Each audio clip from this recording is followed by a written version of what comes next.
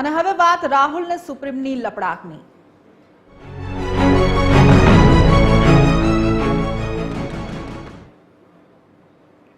તો ભારતીય સેના અંગે રાહુલ ગાંધીએ કરેલા બેફામ નિવેદન મામલે સુપ્રીમ કોર્ટે આજે તેમને કડક શબ્દોમાં ફટકાર લગાવી। સુપ્રીમ કોર્ટે સ્પષ્ટપણે કહ્યું કે જો રાહુલ ગાંધી સાચા ભારતીય હોય તો આવા નિવેદનો ન આપત। રાહુલ ગાંધી વિપક્ષના નેતા છે અને તેમણે સંસદમાં સવાલો ઉઠાવવાને બદલે સોશિયલ મીડિયા પર આવા નિવેદનો આપવા ન જોઈએ। કોર્ટે પ્રશ્ન કર્યો કે સરહદ પર તણાવની સ્થિતિમાં કોઈ સાચો ભારતીય આવું નિવેદન ન આપી શકે।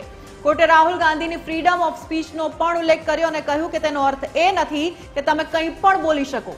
સુપ્રીમ કોર્ટે રાહુલ ગાંધીને સવાલ પણ કર્યો કે તેમની પાસે આ ટિપ્પણીઓનો કોઈ વિશ્વસનીય આધાર પુરાવો છે કે કેમ। આ નિવેદન વર્ષ 2022માં ભારત જોડો યાત્રા દરમિયાન અપાયું હતું, જેમાં તેમણે કહ્યું હતું કે ચીનના સૈનિકોના હાથે ભારતીય સેના માર ખાઈ રહી છે।